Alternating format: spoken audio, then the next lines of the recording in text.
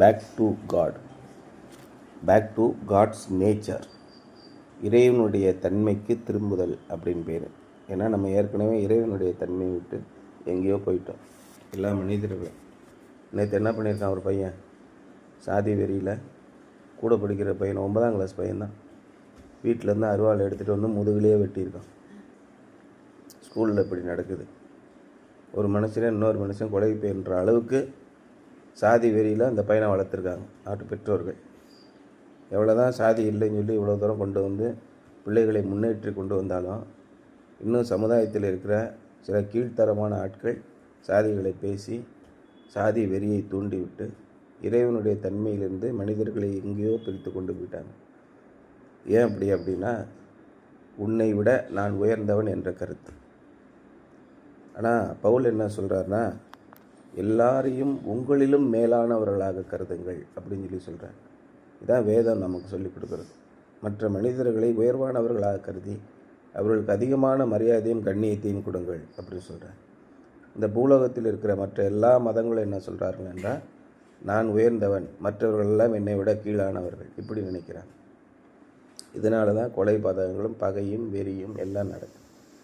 அப்போ இறைவனுடைய தன்மையை விட்டு நாம் எங்கே போயிட்டோம்? எங்கேயோ போயிட்டோம். 1 யோவான் 4ஆம் அதிகாரம் 8ஆம் வசனம், whoever does not love does not know God because God is love. அன்பு கூறாதவனிடத்திலே அன்பு செலுத்த தெரியாதவன், அன்பு கொள்ள தெரியாதவனுக்கு கடவுள் என்றால் யார் என்றே தெரியாது. இன்றைக்கி பெரியாரிய கொள்கைகள் கடவுள் இல்லை என்று சொல்வதற்கு காரணம் என்ன? மனிதரிடத்திலே மனிதருக்கு அன்பு காட்ட மாட்டேங்கிறீங்க, அப்புறம் என்ன கடவுளை பற்றி பேசுகிறீங்க? அதான் பெரியாருடைய கேள்வி. பெரியார் எல்லா விதமான நன்மைகளையும் சொல்லுகிறார், சமுதாய சீர்திருத்தத்தை சொல்லிட்டு வரார், சாதிகளை வெறுக்கிறார், மத குரோதங்களை வெறுக்கிறார்.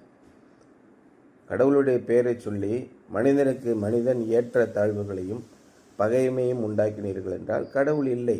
அதைத்தான் பைபிள்னு சொல்கிறது. என்ன சொல்லுது? whoever does not love does not know God. அன்பில்லாதவன் கடவுள் யாரென்றே தெரியாது. அன்பில்லாமல் இருந்து கொண்டு கடவுளை பற்றி போதிப்பதற்கு உனக்கு என்ன யோக்கியதை இருக்குது அப்படின்னு கேட்குறார் யோவான் யார்? இயேசு கிறிஸ்துவுக்கு மிகவும் பிரியமான சீடன் இல்லையா? Because God is love. தேவன் அன்பாக இருக்கிறார்.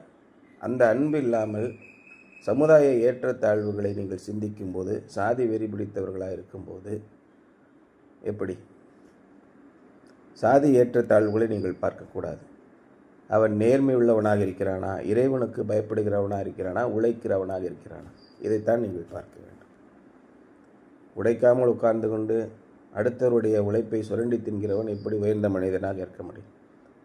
இவர்களை எல்லாம் எப்படி நீங்கள் இனம் கண்டுகொள்வீர்கள்? ஒரு மனிதன் இறைவனுக்கு பயந்து நடக்கிறான் அல்லது உண்மையிலேயே ஒழுக்கம் உள்ளவனாக இருக்கிறான் என்று எப்படி கண்டுகொள்வீர்கள்? உங்களை ஏமாற்றுவார்கள்.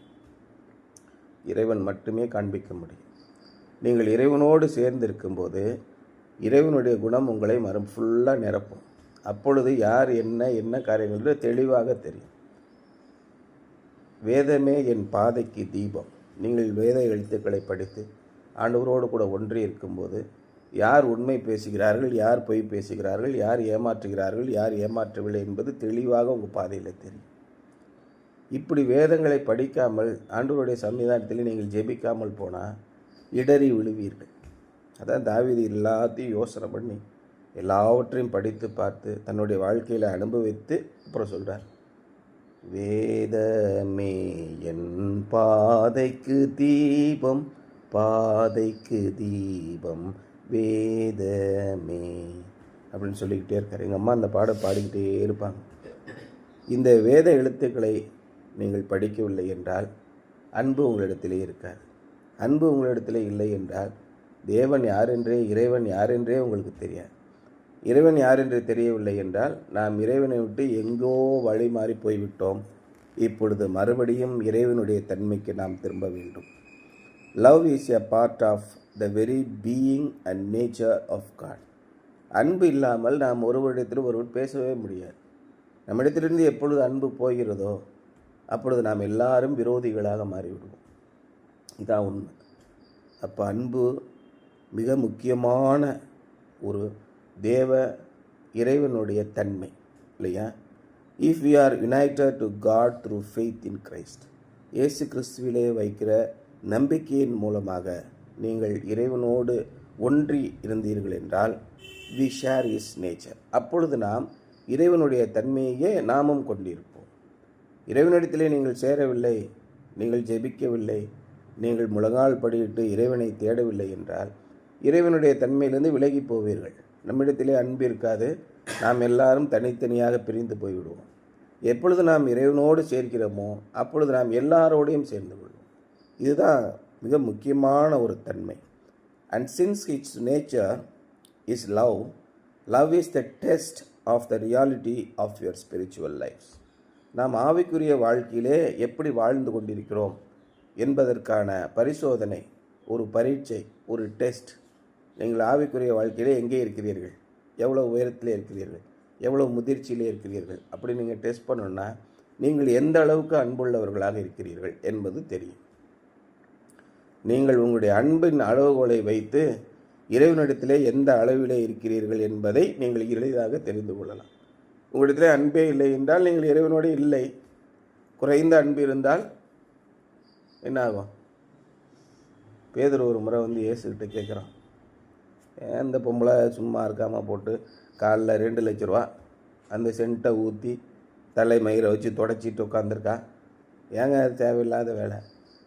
இயேசு சொல்கிறார், எவனிடத்தில் நான் அதிகமாக அன்பு கூர்ந்திருக்கணுமோ அவன் அதிகமாக என்னிடத்தில் அன்பு கூறுவான். நான் உங்கள் வீட்டுக்கு வந்தேன், நீ என்னை கட்டி அணைத்து வரவேற்கவில்லை. இவ்வளோ நான் வந்ததிலிருந்து என் கால்களை கட்டி பிடித்து அழுது கொண்டே இருக்கிறான். நீ எனக்கு தாகத்துக்கு தண்ணீர் கொடுக்கவில்லை. இவள் நலதம் என்னும் அந்த சென்ட்டை காலில் ஊற்றி தன்னுடைய தலைமையை கொண்டே துடைத்திருக்கிறார். அவளுக்கு நான் அவளிடத்திலிருந்து அநேக அசுத்தாவைகளை துரைத்தி புதிய வாழ்க்கையை அவளுக்கு கொடுத்திருக்கிறேன். அவளுடைய நோய்களை எல்லாம் நான் குணமாக்கியிருக்கிறேன். அவளுடைய பழைய வாழ்க்கையின் கொடூரம் அவளுக்கு தெரியும். அதனாலே என்னிடத்திலே உயிராக இருக்கிறாள். உன்னிடத்திலே நான் அதிகமாக உனக்கு செய்யவில்லை, அதனால் நீ பதிலுக்கு என்னிடத்திலே அதிகமாக அன்பு கூறவில்லை அப்படின்னு மிக தெளிவாக சொல்லுகிறார் இயேசு கிறிஸ்து. பேதுருவினிடத்திலே சொல்லுகிறார், அப்படியே எழுதியிருக்கு. எந்த அளவுக்கு இறைவன் உங்களிடத்திலே அன்பு கூர்ந்திருக்கிறார் என்பதை நீங்கள் உணர்ந்தீர்கள் என்றால் அப்பொழுது இறைவனுடைய அன்பிடத்திலே சேர்வீர்கள்.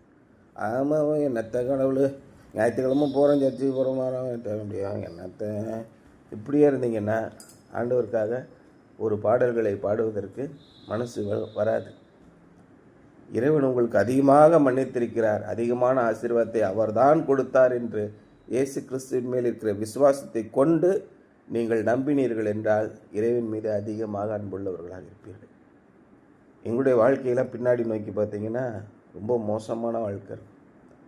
இறைவன் உங்களை 1000 மடங்கு ஆசீர்வதித்திருக்கிறார். எங்களுடைய வாழ்க்கை ரொம்ப கொடூரமான வாழ்க்கை, ஒரு வசதியும் இருக்காது, மிக மிக கொடூரமான வாழ்க்கை. நான் 8ஆம் கிளாஸ் படிக்கும்போது எங்கள் வீட்டில் கரண்ட்டே கிடையாது, மண்ணெண்ணெய் விளக்கில் தான் நாங்கள் படிப்போம். உங்களுக்கு ஆண்டவர் என்ன கொடுத்துருக்கிறார்? வீடு, ஏசி, டிவி, என்னது ப்ரொஜெக்டரு, கம்ப்யூட்டர்ஸ், அத்தனை மொபைல் ஃபோன்ஸ், போகிறதுக்கு கார், எவ்வளோ வசதிகளை கொடுத்திருக்கிறார் இல்லையா? இதெல்லாம் இறைவன் தான் கொடுத்தார் என்று நம்ப முடியாது. உலகமெல்லாம் வளர்ந்திருக்கிறது, நாங்களும் வளர்ந்திருக்கிறோம், என்ன இறைவன் வந்து கிழித்து விட்டார் என்ற ஒரு சந்தேகம் உங்களுக்குள்ளே வரும். அவ்வளோ ஈஸியான இயேசு கிறிஸ்துவை உங்களால் நம்ப முடியாது. சரி, அப்படியே வச்சுக்கோயா, என் கூடையே என் வயசுலேயே படித்த எல்லா பேரும் இந்த நிலைமைக்கு வந்துட்டாங்களான்னு ஒரு கேள்வியை போடுங்க. அப்பொழுது தான் இறைவன் நம்முடைய வாழ்க்கையில் என்ன செய்திருக்கிறார் என்று தெரியும். ரொம்ப ஈஸியாக இறைவனுடைய ஆசீர்வாதத்தை ஒன்றுமில்லாமல் ஆக்குவதற்காக ஒரு எதிர் சிந்தனை உங்களுடைய மனதிலே தோன்றும். இதை நல்லா யோசனை பண்ணிக்கோங்க. அன்பிலே வளருங்கள். A navigator depends on the compass to help his determine his course. ஒரு கடலிலோ அல்லது ஒரு காடுகளிலோ நடந்து போகிற ஒருத்தர் என்ன பண்ணுவார்? எந்த திசையிலே போகிறோம் என்பதை பார்ப்பதற்காக கையில் இருக்கிற திசை காட்டு, திசைமானின்னு சொல்லுவாங்க, காம்பாஸ். வடக்கு, தெற்கு, கிழக்கு, மேற்குன்னு அதில் அம்புக்குறி இருக்கா, திசைமானி, அதை வச்சுருப்பார். எதுக்கு அது? இப்போ கடல்லலாம் போயிட்டிங்கன்னு வச்சுக்கோங்களேன், நடுக்கடலில் போயிட்டிங்கன்னா எங்கே பார்த்தாலும் தண்ணி தான். அதுக்கு இப்போ 5 நாள் நீங்கள் பயணம் பண்ணிக்கிட்டு இருந்தாலும் 5 நாளும் சுற்றி தண்ணி தான் இருக்கும். எந்த திசையில் போகிறோன்னு தெரியவே தெரியாது. அதுக்காக தான் இந்த திசைமானி. இப்போ நம்ம வடக்க போகிறோம், உடனே மேப் வச்சுருப்போம். இப்போ நம்ம இந்த இடத்துல இருக்கோம், இங்கேருந்து இவ்வளோ தூரம் வந்திருக்கோம், 5 நாள் வந்துருந்தால் இவ்வளோ நூறு வந்திருப்போம் ஐயா, இப்போ எந்த திசையில் நம்ம நிற்கிறோம் அப்படின்னு அதை பார்ப்பாங்க. இப்போ நம்ம வடக்கு பக்கமாக தானே போய்கிட்டு இருக்கோம் அப்படின்னு காட்டிக்கிட்டு அதை பார்த்துக்கிட்டே இருப்பாங்க. வடக்க தான் போகுது, தெற்க தான் போகுது அப்படின்னு. அந்த காலத்தில் ரொம்ப அந்த கப்பல் பயணம் செய்கிறவரெல்லாம் ரொம்ப கஷ்டம். ரொம்ப நுண்ணிப்பாக பார்த்து சரியான திசையில் போகணும். ஒரு 10 டிகிரி விலகுனா என்ன ஆகும்? 2000 கிலோமீட்டர் இந்த பக்கமாக போய் நிற்பான். அந்த மாதிரி ஆகிடும். But why a compass? Because it shows him the directions. அந்த திசை காட்டும் கருவி எதற்கு இருக்கிறது? சரியான திசைகளை அது காட்டுகிறது. And why does the compass point north? Because it is so constituted that it responds to the magnetic field that is part of the earth's makeup. இந்த உலகத்தை உருவாக்கும் போது இறைவன் அதற்கு கொடுத்திருக்கிற அந்த வட துருவம் தென் துருவம் என்ற காந்த புலத்தினாலே அது செயல்படுகிறது. எப்பொழுதுமே அந்த திசை காட்டும் மானியின் வடக்கு என்ற அந்த முள் வடக்கு பக்கமே ஒட்டி இருக்கும். அந்த காந்தம் இந்த பூமியின் காந்தத்தோடு இணைந்தே இருக்கும். அந்த ஈர்ப்பு விசையும் இந்த ஈர்ப்பு விசையும் ஒன்றாகவே இருக்கும். அப்பொழுதுதான் அது உங்களுக்கு சரியான திசையை காட்டும், இல்லையா? The compass is responsive to the nature of the earth. அது இயற்கையின் தன்மைக்கு தன்னை ஒன்றிணைத்து கொண்டே இருக்கும். நீங்கள் அதை பிடிச்சி இப்படி ஒரு ஆட்டி இந்த பக்கமாக போ அப்படின்னு சொன்னாலும் திரும்ப மறுபடியும் நார்த்திலே வந்து நிற்கும். அதான் அந்த காம்பஸ். அது பூமியின் காந்த விசையோடு அப்படியே நெருங்கி இருக்கும். So it is with the Christian love. அப்படி தான் கிறிஸ்துவ அன்பிலும் நீங்கள் இருக்க வேண்டும். உங்களை எந்த பக்கம் போட்டு அடித்து திரும்பினாலும் மறுபடியும் நீங்கள் கிறிஸ்துவ அன்புக்கே வர வேண்டும். The nature of God is love. அன்பு என்பது தான் இறைவனின் தன்மை. And a person who knows God and has been born of God will respond to the God's nature. தேவனை தெரிந்திருக்கிறவனும் தேவனால் பிறந்திருக்கிறவனும் தேவனுடைய தன்மைக்கு தன்னை திருத்திக் கொள்கிறார். தேவனுடைய தன்மை என்னவென்று அறிந்து அதிலே நடந்து கொள்கிறான். As a compass naturally points north, a believer will naturally practice love because love is the nature of God. இன்றைக்கி சபைகளிலும் குடும்பங்களிலும் வருகிற பெரும்பாலான 99.9% பிரச்சனைகளுக்கு என்ன காரணம்? அன்பில்லாதது தான் காரணம்.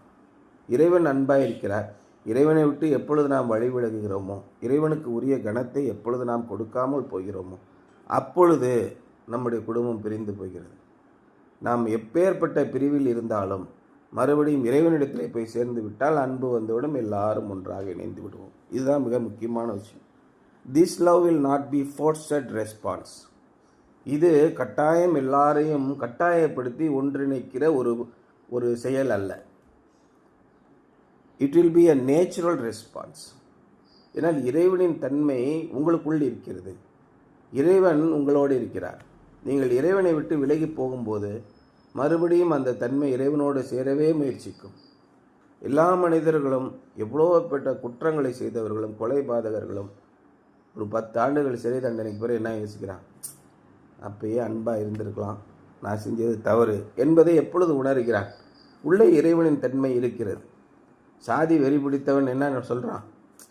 அது அந்த நேரத்தில் செஞ்சுருக்க வேண்டியதில் என்ன பெரிய சாதியாவது மதமாவது போங்கங்க அப்படின்னு 60 வயசில் சொல்கிறோம். சில பேர் 60 வயசுலேயும் அறிவு கட்ட மடையனாக இருக்கான். 80 வயசில் தான் அவனுக்கு அறிவு வருது.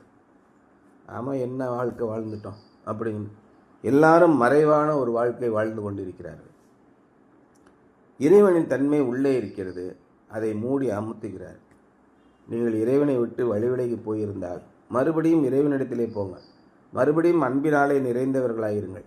ஏன்னால் அன்பு என்பது தான் இறைவனுடைய தன்மை என்று சொல்கிறார். A believer's love for the brethren will be proof of his sonship and fellowship. தன்னுடைய சொந்த சகோதரனை வெறுக்கிறவன் எப்படி சகோதரன் இறைவனுடைய அன்பிலே நிலைத்திருப்பவனாக இருக்க முடியும்? இதிலே நீங்கள் அன்பு அவனிடத்திலே இருக்கிறதா, அவன் தேவனிடத்திலே இருக்கிறானா, அல்லது தேவனை விட்டு விலகி போகிறானா என்பது தெரிந்துவிடும். தன்னுடைய சொந்த சகோதரனுடைய சொத்துக்களை கொள்ளையடிக்க வேண்டும் என்று நினைக்கிறவன் எப்படி தேவனுடைய அன்பிலே இருக்க முடியும்? இல்லையா? எந்த விதத்திலும் தன்னுடைய சொந்த சகோதரத்திலே பொய்யும் பொருட்டும் பேசி கொண்டிருக்கிறவன் எப்படி இறைவனோடு ஒன்று இருக்க முடியும்? யோசனை பண்ணி பாருங்கள். கூட பிறந்த சகோதரனிடத்திலே அன்பு கூற முடியவில்லை. கூட பிறந்த சகோதரனுடைய பிள்ளைகளை தெருவிலே திருத்துகிறார்கள். எப்படி நாம் அன்பு அவரிடத்திலே இருக்க முடியும்? கூட பிறந்த சகோதரனுடைய பிள்ளைகளுக்கு ஒரு வாய் சோறு கொடுப்பதற்கு வலிக்கிறது. எப்படி தேவனுடைய அன்பு உங்களிடத்திலே இருக்கும்? வெளியில் இருக்கிறவனுக்கெல்லாம் கொடுக்க வேணாயா, உன் குடும்பத்தில் இருக்கிறவனுக்கு ஒரு வாய் சோறு கொடுக்கறதுக்கு அவ்வளோ வலி. எதற்காக என்னுடைய வீட்டிற்குள் வந்தாய் என்று கேட்கிற எத்தனை சகோதரர்கள், கிறிஸ்தவ சகோதரர்கள் இருக்கிறார். மற்ற மதத்து சகோதரர்களாக விட்டுருங்க. கிறிஸ்துவை ஏற்றுக்கொண்டேன் என்று சொல்லியும் எல்லா ஞாயிற்றுக்கிழமையும் கிறிஸ்துவ பைபிளை தூக்கிட்டு ஆலயத்திற்கு போயும் தேவனுடைய அன்பை ருசிக்கவும் இல்லை, காண்பிக்கவும் இல்லை. அப்போ இவ்வளவர்கள் எங்கே இருக்கிறார்கள்? இறைவனை விட்டு ரொம்ப தூரம் போயிட்டாங்க. இதே மாதிரி நம்ம இருக்கவே கூடாது. நம்ம இது மாதிரி போனோம்னா நாம் இறைவனை விட்டு போய்விட்டோம் என்று அர்த்தம். மறுபடியும் நாம் இறைவனிடத்திலே சேர வேண்டும். எதற்காக இறைவனிடத்திலே சேர வேண்டும்? இறைவனிடத்திலே சேர்ந்து என்ன கிழிக்க போகிறோம்? கேள்வி கேட்கணும்ல. இறைவனிடத்தில் எதுக்குங்க சேர்க்கணும்? மறுபடியும் எல்லாரும் நம்முடைய தமிழக முதல்வர் ஸ்டாலின் அவர்களோடு சேர்ந்து அன்பாக இருப்போம் அப்படின்னு சொன்னால் உடனே ஓடியாந்துடும் இல்லையா? ஏன் ஸ்டாலின் குடும்பத்தில் நம்மளும் போய் ஒன்றா இருந்தோம்னா சகல ஆசீர்வாதங்களும் சகல அதிகாரங்களும் சகல மரியாதைகளும் கிடைக்கும் இல்லையா? அவரை விட 1000 மடங்கு பெரிய தேவனிடத்தில் திரும்புங்கள் என்று சொன்னால் எதுக்கு திரும்பணும்னு கேட்கலாம். நம்மளை மாதிரி முட்டாள் யாருக்கு முடியும் சொல்லுங்கள்? அவரிடத்திலிருந்து எத்தனை ஆசீர்வாதங்களை இதுவரைக்கும் பெற்றிருக்கிறீர்கள்? இனிமேல் இன்னும் எத்தனை ஆசீர்வாதங்களை பெறப்போகிறீர்கள்? எத்தனை பேருக்கு இன்னும் ஆசீர்வாதமானவர்களாக இருக்கப் போகிறீர்கள்? இதெல்லாம் சிந்திக்கவே இல்லை இல்லையா? ஆகவே நாம் இறைவனை விட்டு பிரிந்து போயிருந்தால் அன்பிலே மறுபடியும் இறைவனிடத்திலே தெரிவோம். இறைவனுடைய தன்மையான அன்பை எல்லாருக்கும் காண்பிப்போம் என்பதுதான் இன்றைய சிந்தனை. Something to ponder. If God's complete love were indicated by due north on a compass, what direction would your personal compass read? தேவனுடைய முழுமையான அன்பு என்பது அந்த திசை காட்டும் கருவியில் இருக்கிற வடக்கு பக்கத்தை நோக்கி இருப்பதை போல நீங்கள் சிந்தித்து பார்த்தால் உங்களுடைய வாழ்க்கையில் அந்த திசை காட்டும் கருவி எந்த பக்கமாக போய்கொண்டிருக்கிறது? நீங்கள் தேவனுடைய பக்கமாக போகிறீர்களா அல்லது தேவனை விட்டு வழிவிலகி போய்கொண்டிருக்கிறீர்களா? நீங்கள் இறைவனுடைய வார்த்தையை வாசிக்கிறீர்களா, சிந்திக்கிறீர்களா? நீங்கள் படிக்கும்போது ஆண்டவருடைய வசனத்தை சிந்தித்து கொண்டே இருங்கள். உங்களுக்கு யாராவது எதிர்ப்பாக வருகிறார்களா? ஆண்டவரிடத்தில் கேளுங்க. ஆண்டவரே, நான் என்ன செய்யட்டும்? என்னை எதிர்த்து வருகிறார்களே, நான் என்ன செய்யட்டும்? எனக்கு ஞானம் கொடுங்க. கேளுங்க, உடனே ஆண்டவர் கொடுப்பார். இது வரைக்கும் நாங்கள் கேட்ட எதையுமே ஆண்டவர் தட்டவில்லை. நல்லா புரிஞ்சுக்கோங்க. அது எப்பேற்பட்ட காரியமாக இருந்தாலும் சரி, நாங்கள் கேட்டு ஒரு காரியத்தை கொடுக்க முடியாது என்று ஆண்டவர் சொன்னதே இல்லை. ஏன்னால் தேவனுடைய சமூகத்தில் போய் உட்கார்ந்து கொண்டு அவருடைய சித்தத்துக்கு விரோதமாக உங்களால் கேட்கவே முடியாது. நீங்கள் கேட்பதற்கு முன்பாகவே ஆவியானவர் தானே வாக்கு கடங்காத பெருமூச்சுகளோடு உங்களுக்காக வேண்டுதல் செய்து கொண்டிருக்கிறார். உங்களையும் பிதாவாகிய தேவனையும் பொருத்துவது பரிசுத்த ஆவியானவருடைய வேலை. அப்படி இருக்கும்போது இறைவனுடைய சமூகத்தில் அமர்ந்து நீங்கள் கேட்கும்போது உங்களுடைய சிந்தைகளை எல்லாம் புதிதாக மாற்றி தேவனிடத்திலே சரியான முறைகளை கேட்க செய்கிறார். கேட்ட எதையும் நீங்கள் பெற்றுக்கொள்வீர்கள். அப்பேற்பட்ட ஆசீர்வாதம் உங்களுக்கு கிடைக்கும்போது ஆண்டவரிடத்தில் என்ன சோதனை வந்தாலும் ஆண்டவரிடத்தில் கேளுங்கள். நிச்சயமாக வெற்றி மட்டும்தான் உங்களுடைய வாழ்க்கையில் இருக்கு. தோல்விக்கு இடமே இல்லை. எப்பொழுது தோல்வி வருகிறது? நீங்கள் ஆண்டவரிடத்திலே கேட்கவில்லை, நீங்கள் தகாத விதமாய் கேட்டதினாலே பெற்றுக்கொள்ளாமல் இருக்கிறீர்கள் யாக்கோபுல சொல்கிறாரா?